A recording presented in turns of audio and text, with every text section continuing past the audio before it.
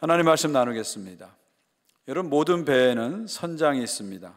수십만 톤급의 거대한 유조선에도 선장이 있고요, 수천 명이 타는 초호와 크루즈 유람선에도 선장이 있습니다. 또 4~5명이 타는 작은 낚싯배에도 심지어 선장이 있습니다. 배가 정박해 있을 때나 배가 바다 한가운데 있을 때나 배에 대한 최종 책임과 결정은 선장에게 달려있죠. 특별히 위기의 순간이 찾아왔을 때, 풍랑이 찾아왔을 때, 태풍이 찾아왔을 때 선장의 역할은 아무리 강조해도 지나치지 않습니다. 선장이 어떻게 대처하느냐에 따라서 배의 운명이 좌우되는 거죠. 선장이 어떻게 역할을 하느냐에 따라서 배에 탄 사람들의 생명이 달려 있는 것입니다.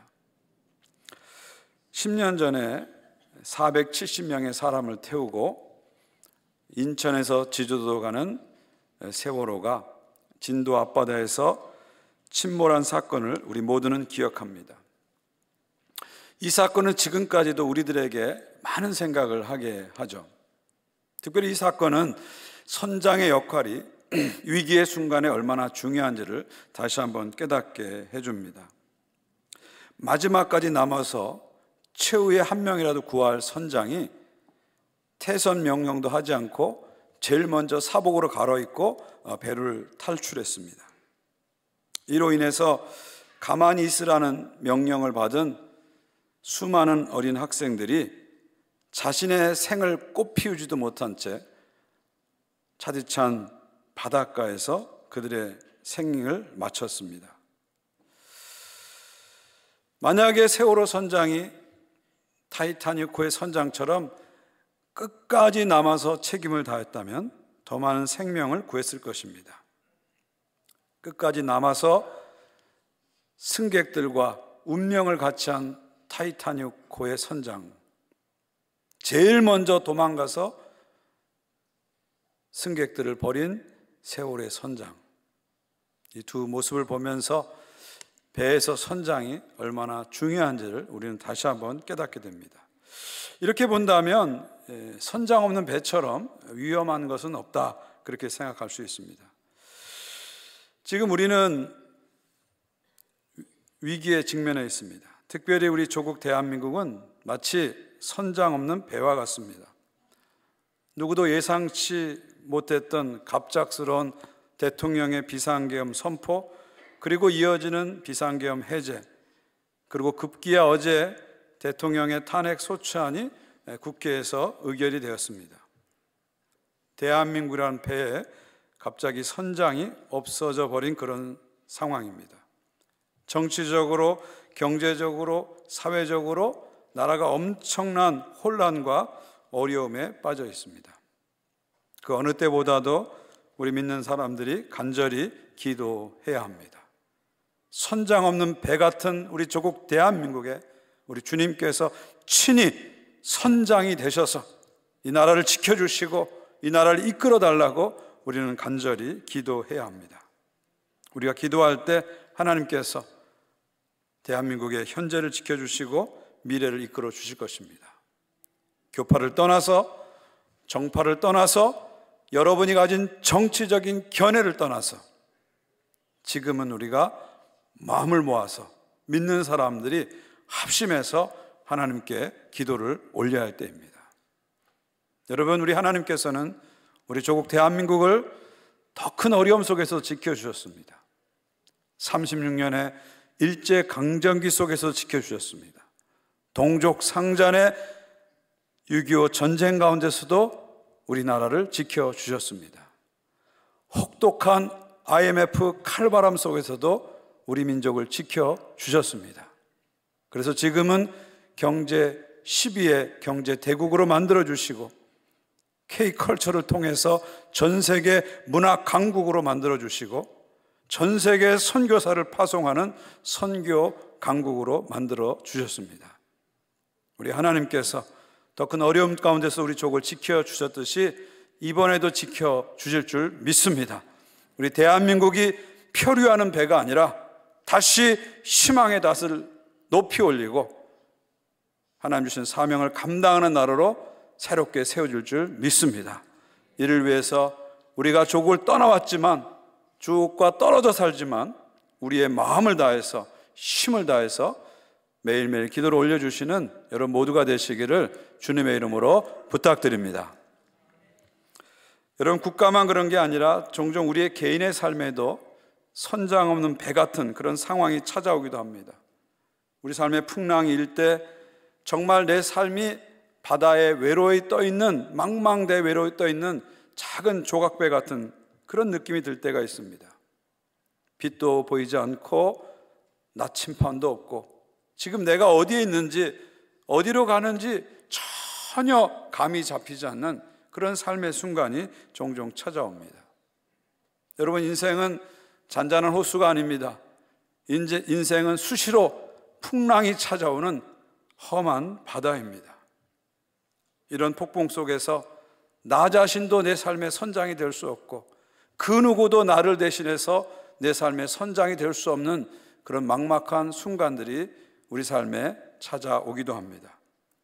이런 상황에서 우리가 어떻게 우리 인생을 헤쳐나가고 어떻게 믿음의 길을 걸어갈 수 있을까? 오늘 이 질문을 가지고 오늘 본문 말씀을 함께 나누고자 합니다. 연초에 시작된 사도행전 강해가 거의 끝에 다다랐습니다. 오늘 포함해서 앞으로 3번 설교를 통해서 사도행전 강해를 마무리하고자 합니다. 이 사도행전의 마지막 2장 27장과 28장은 사도 바울이 제수의 신분으로서 로마를 향해서 가는 대항해를 보여줍니다. 지난 시간에 우리가 살펴본 것처럼 사도 바울은 지난 2년 동안 가이사라에 머물면서 벨릭스 총독에게, 베스 총독에게 재판을 받았습니다. 재판 끝에 사도 바울이 가이사에게 항소하겠다, 로마 황제에게 상소하겠다 이렇게 제안하고 그것이 받아들여져서 드디어 사도 바울은 가이사라에서 로마까지 지중해를 횡단하면서 2200km의 대항해를 하게 됩니다. 한번 지도를 보시면요, 사도 바울이 2200km 대항해 여정이 어떤지를 우리에게 보여주죠. 먼저 가이사라에서 출발한 사도 바울은 시돈을 거치고요, 시돈을 거쳐서 키프로스 섬을 지나가지고 무라까지 오게 됩니다. 무라에서 알렉산드리아호라는 더 큰 배를 갈아타고 그레데셈, 크레테 섬으로 가서 살로메와 그 다음에 레게를 거친다, 라세아를 거친 다음에 미항으로 오게 됩니다. 미항, 페어 헤븐이죠.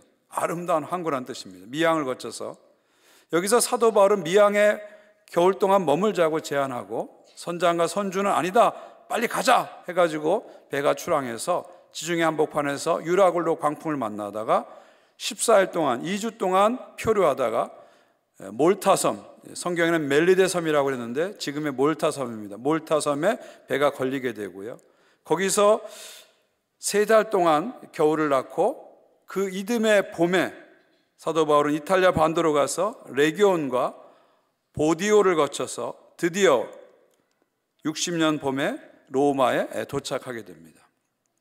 이것이 바로 27장과 28장의 사도 바울의 로마행 전체 여정입니다.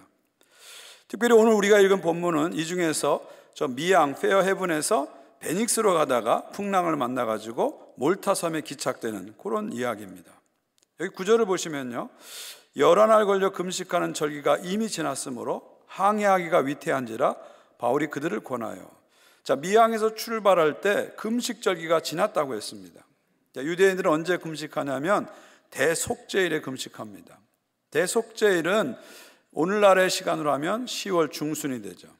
그러니까 대속죄일이 지났다는 건 뭐예요? 이제 11월을 향해서 가까이 가고 있다는 겁니다. 당시 지중해는요, 11월부터 3월까지 겨울철에는 항해하기 아주 위험한 시간입니다. 언제든지 수시로 풍랑이 일어나기 때문에 겨울에는 대체로 항해를 하지 않습니다.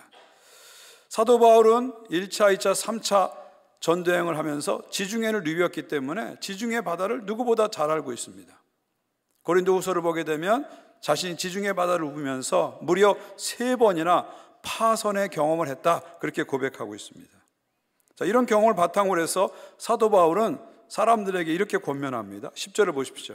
말하되 여러분이요 내가 보니 이번 항해가 하물과 배만 아니라 우리 생명에도 타격과 많은 손해를 끼치리라 하되. 자, 겨울철에 무리하게 항해를 강행하게 되면 화물도 타격을 입고 배도 타격이 있고 심지어 이 배에 탄 276명의 생명들도 타격을 입을 것이다.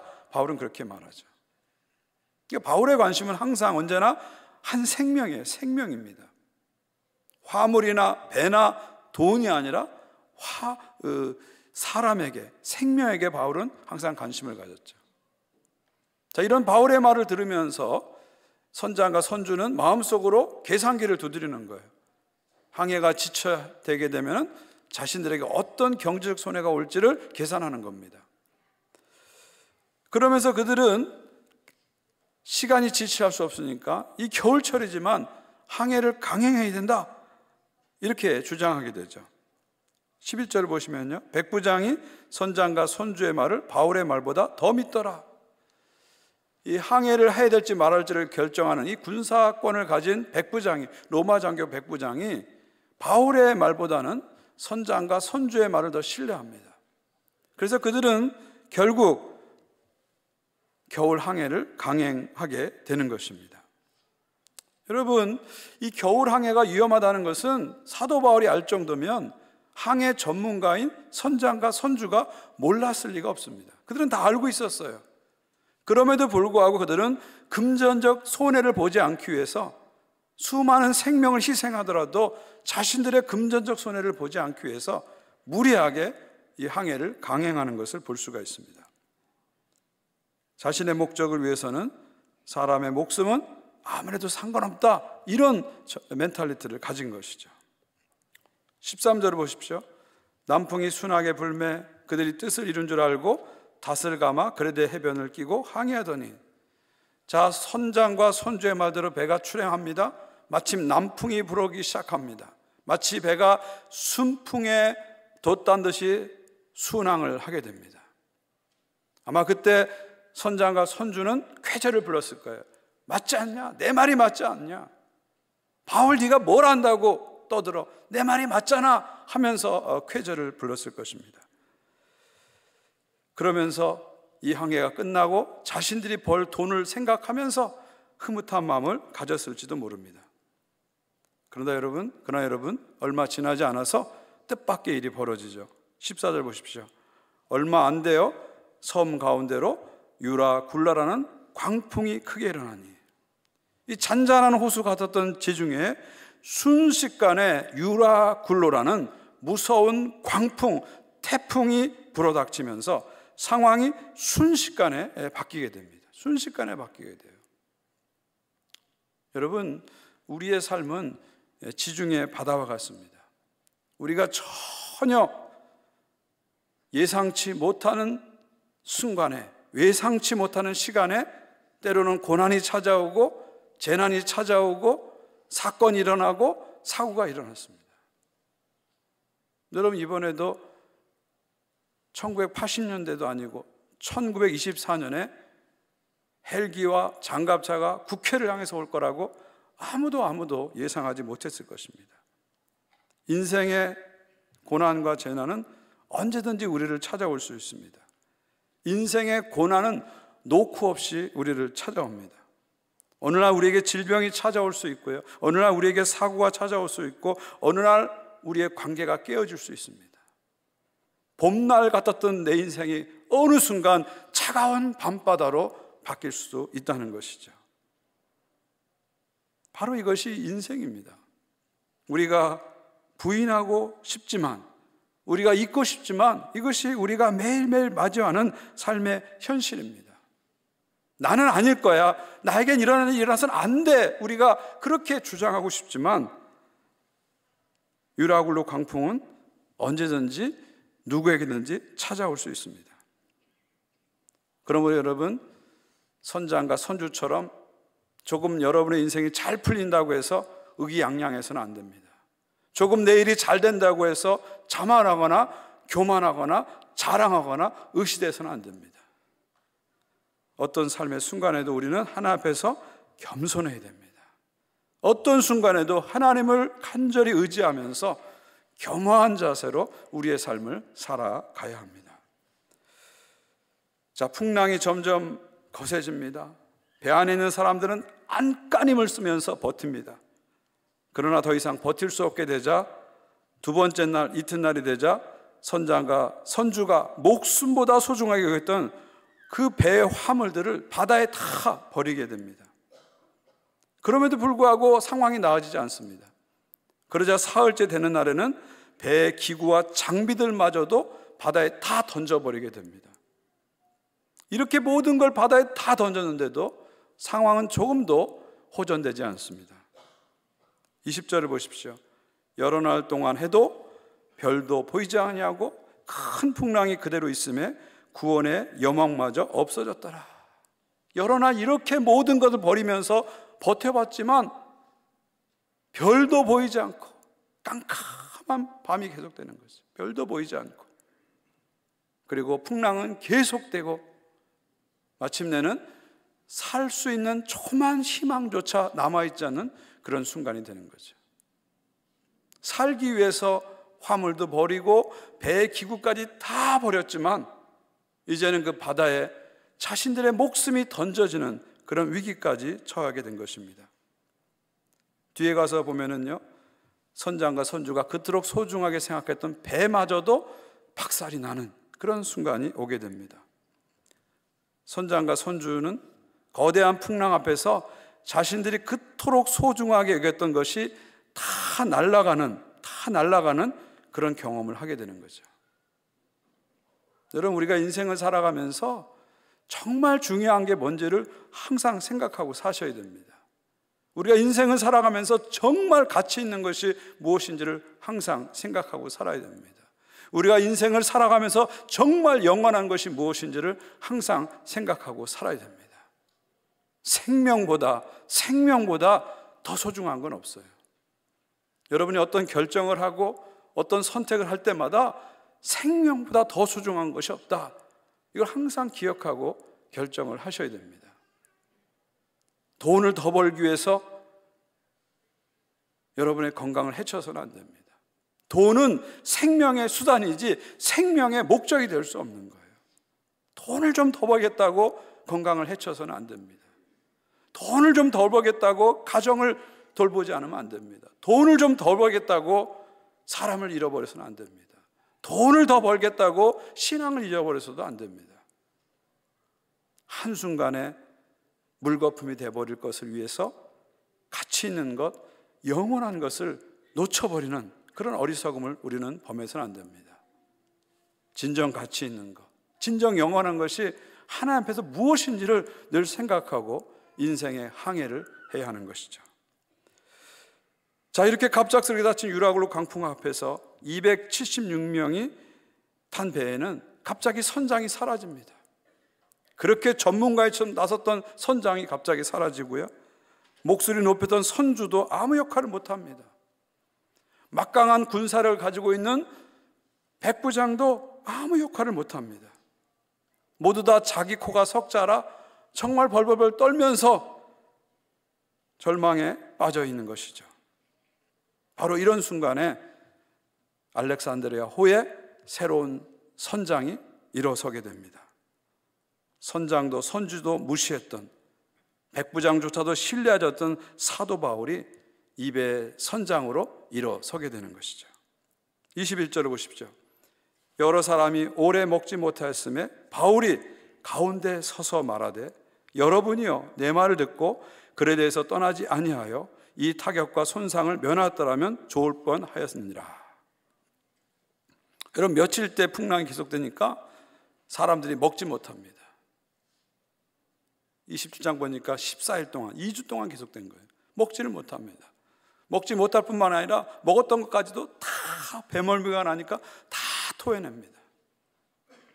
사람들이 정말 기진맥진해서 어떤 사람은 기둥을 붙잡고 어떤 사람은 밧줄을 붙잡고 큰근히 버텨가는 그런 상황입니다. 그런 상황 속에서 바울이 그 가운데서 일어서서 우뚝 서서 그들을 향해서 말합니다. 그레데 섬에서 내 말을 들었다면 이런 어려움을 겪지 않았을 텐데, 이렇게 말하는 거죠. 이 말은 뭐예요? 내가 말했어, 내 말 안 들어서 이렇게 됐잖아, 이렇게 핀잔하는 게 아닙니다. 가끔 엄마들이 그러잖아요. 애들이 뭐 잘못하고 실수하면 엄마가 그랬잖아 그러잖아요. 그죠? 내가 말했어 그러잖아요.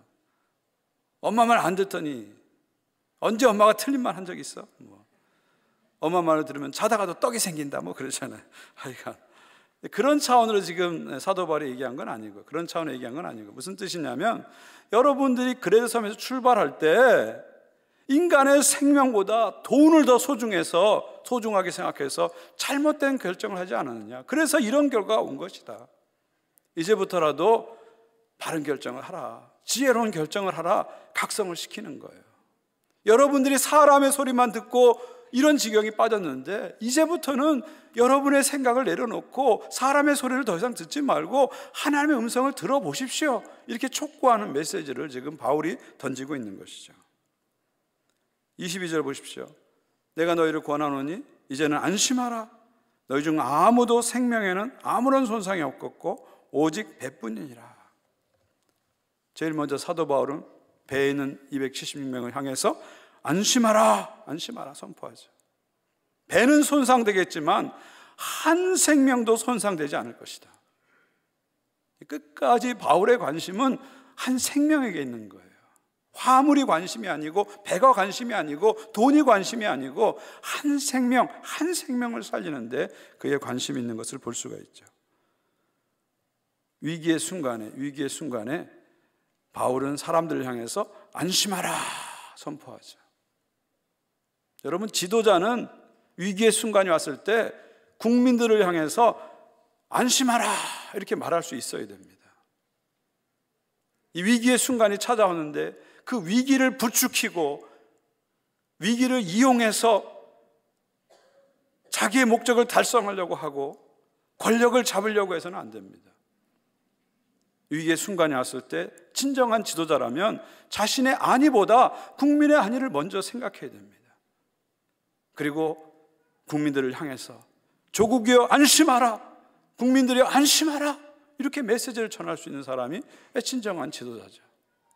지금 바울은 위기의 순간에 안심하라, 담대하게 메시지를 선포하면서 진정한 지도자의 모습을 보여주고 있습니다. 자, 그런데 바울이 안심하라고 했는데 그 안심하라의 근거가 어디에 있을까요? 어디에 근거가 있을까요? 마지막 23절부터 25절입니다. 우리 한 목소리로 말씀을 읽기 원합니다. 시작. 내가 속한 바 곧 내가 섬기는 하나님의 사자가 어젯밤에 내 곁에 서서 말하되 바울아 두려워하지 말라. 내가 가이사 앞에 서야 하겠고 또 하나님께서 너와 함께 항해하는 자를 다 내게 주셨다 하였으니 그러므로 여러분이여 안심하라. 나는 내게 말씀하신 그대로 되리라고 하나님을 믿노라. 아멘. 여러분, 바울의 확신의 근거는 뭐예요? 자신의 지식입니까? 자신의 경험입니까? 자신이 가진 어떤 힘입니까? 아닙니다. 바울의 확신의 근거는 하나님의 말씀입니다. 어젯밤에 천사를 통해서 하나님이 내게 나타나서 말씀하셨습니다. 바울아 두려워하지 말라. 이 풍랑 속에서도 두려워하지 말라. 내가 너와 함께한다. 너는 가이사에 가서 서야 할 것이다. 너는 가이사에 가서도 복음을 전하는 사명이 있다. 그러므로 안심하라. 너에게 사명이 있기 때문에 이 배 안에 있는 모든 사람들을 다 내게 맡겼다. 바울 내게 맡겼다. 하나님이 선포하신 것입니다. 바울은 두 가지를 확신한 거예요. 한 가지는 하나님이 나에게 사명을 주신 걸 확신한 겁니다. 하나님 나에게 사명을 주셨어. 하나님이 사명을 주신 한 나를 지켜주실 거야. 이걸 확신한 거죠. 하나님 주신 사명은 어떤 풍랑 앞에서도 무너지지 않고 하나님은 그 풍랑을 통해서도 하나님의 사명을 이룰 것을 믿으신 겁니다. 믿은 거죠. 비록 나는 실패할지 모르지만 하나님은 실패하지 않을 것이다. 인생이 다 내 뜻대로 되지 않겠지만 그럼에도 불구하고 나의 인생을 통해서 하나님의 뜻은 반드시 이루어질 것이다. 바울은 이걸 확신한 겁니다. 나는 실패해도 하나님 실패하지 않고 나에게 사명을 주신 하나님께서 반드시 이 풍랑을 통해서라도 한치 오차도 없이 당신의 거룩한 뜻을 이루실 거야 확신한 거죠. 또 한 가지 바울이 확신한 건 뭐죠? 이 배 안에 있는 276명의 생명을 하나님께서 자기에게 맡겼다는 걸 확신한 거예요. 하나님은 배 안의 생명들을 선장에게 맡기지 않은 거예요. 선주에게 맡기지 않은 겁니다. 백부장에게 맡기지 않은 거예요. 사명을 가지고 나가는 미결수, 제수, 바울에게 하나님은 그 모든 생명을 맡기신 겁니다. 맡기신 하나님께서 책임져 주시고 지켜줄 것을 바울은 확신한 거예요. 그 확신이 마음에 있기 때문에 그들을 향해서 안심하라 담대하게 선포한 것입니다. 그리고 바울은 이 모든 말을 한 다음에 이렇게 고백을 하고 마칩니다. 나는 내게 말씀하신 그대로 되리라고 하나님을 믿노라. 마지막에 뭐라고 얘기하죠? 나는 하나님을 믿노라. I trust in God. 담대하게 선포하죠. 평상시에 이 말을 들으면 우리가 큰 감동이 없지만 지금 이 상황에서 이 말씀은 놀라운 말씀입니다. 인간의 권력, 인간의 재력, 인간의 지식, 인간의 경험이 아무 쓸모없는 이 상황 속에서, 그걸 뼈저리게 경험한 이 상황 속에서 선장을 향해서, 선주들을 향해서, 백부장을 향해서, 그 배에 있는 276명을 향해서 바울이 선포하죠. I trust in God. 나는 하나님을 믿노라. 하나님만이 이 상황 속에서 우리를 붙잡아 주시며, 하나님만이 이 상황 속에서 우리를 이끌어 주시며, 하나님만이 우리를 구원하여 주실 것이다. 그러면 나는 사람의 소리가 아니라, 사람의 힘이 아니라 하나님을 믿노라 담대히 고백하는 거죠. 얼마나 놀라운 고백입니까? 얼마나 담대한 고백입니까? 얼마나 마음을 울리는 고백입니까? 이렇게 고백한 후에 27장 후반을 이렇게 보게 되면 사도 바울은 이 배의 실질적인 선장 역할을 합니다. 그래서 위기 상황에서 배를 진두지휘하면서 이끌어가게 되죠. 그리고 마침내 하나님이 약속하신 그대로 276명 중에 한 명도 죽지 않고 모든 사람이 이제 몰타섬에 구조되는 그런 기적의 역사가 나타나는 것을 볼 수가 있습니다. 말씀을 맺습니다. 위기의 순간에 하나님께서는 이 알렉산드리호의 선장으로 사도 바울을 세우신 겁니다. 사도 바울을 영적인 선장으로 세우셔서 그 위기의 순간에 이들을 건져내시고 모든 생명을 구원하신 것입니다. 저는 하나님께서 위기의 순간에 우리 믿는 사람들을 이 세상을 향해서 영적인 선장으로 세웠다고 저는 믿습니다. 하나님께서 위기의 순간에 이 시대를 향해서 교회를 영적인 선장으로 세웠다고 믿습니다. 교회를 통해서 하나님은 지금도 역사하십니다. 평소에는 바울처럼 교회가 무시당하고 교회가 아무것도 아닌 것처럼 보이지만 정작 위기의 순간이 찾아왔을 때, 결정적인 순간이 찾아왔을 때 하나님은 교회를 통해서, 성도를 통해서 이 역사를 이끌어 가시고 이 역사를 주장하실 줄 믿습니다. 이걸 우리가 믿는다면 이 시대에 우리들은 기도의 손을 높이 올려야 됩니다. 위기의 순간에도 하나님 말씀 강하게 붙잡고 말씀과 기도로 나가야 됩니다. 네, 여러분, 평소에 기도하지 않으면요, 위기의 순간에도 기도할 수 없습니다. 평소에 말씀을 읽고 묵상하는 훈련이 안 돼 있으면 위기의 순간에 말씀이 생각나지 않습니다. 그러므로 우리가 날마다 말씀을 가까이 하고 기도로 나가는 것이 그래서 중요한 것입니다. 우리 교회가 전체 교우들이 매일 말씀 읽는 합니다. 매일매일 읽는 말씀이 별거 아닌 것일 수 있어요. 그러나 그 별거 아닌 것 같은 그 말씀이 가랑비에 옷이 덧듯이 우리 영혼을 적시고 있는 거예요. 그리고 그 말씀이 한 말씀 한 말씀 흘러가는 것이 아니라 우리의 영혼 속에 쌓여서 우리의 영적인 근육을 튼튼하게 만들고 영적인 내공을 키워주는 겁니다. 그래서 정작 어려움이 왔을 때, 위기가 왔을 때 말씀이 생각나게 하는 거예요. 그리고 그 말씀을 가지고 세상을 향해서, 혼란 속에 있는 세상을 향해서, 두려움 속에 있는 세상을 향해서 하나님 말씀으로 소망과 사랑을 전달하는 것이죠. 사랑하는 성도 여러분, 사도 바울처럼 이 시대를 향해서 영적인 선장으로서 기도하시는 여러분 되시기를 주님의 이름으로 축원드립니다. 날마다 말씀과 기도를 잃어버리지 마십시오. 말씀과 기도로 하나님 앞에 나가십시오. 그리고 그 말씀과 기도를 가지고 어려운 시간에, 어려운 순간에 나만 살겠다고 해서는 안 됩니다. 믿는 사람들은 어려운 순간에 나는 이 어려움이 피어가게 해주세요, 이 어려움이 나는 비껴가게 해주세요, 이렇게 기도해서는 안 됩니다. 위기의 순간에 그 위기와 함께하면서, 고난의 순간에 그 고난과 함께하면서 그 가운데서 말씀을 붙잡고 세상의 소망이 되고 세상의 사랑이 되는 그런 삶을 살아가야 하는 것이죠. 저와 여러분이 우리 공동체 안에서, 또 여러분의 가정 안에서, 또 여러분이 속한 직장과 비즈니스와 또 사회 안에서 사도 바울처럼 기도자가 되시기 바라고요. 소망을 전달해주는 영적인 선장들로 담대하게 살아가시기를 주님의 이름으로 축원드립니다.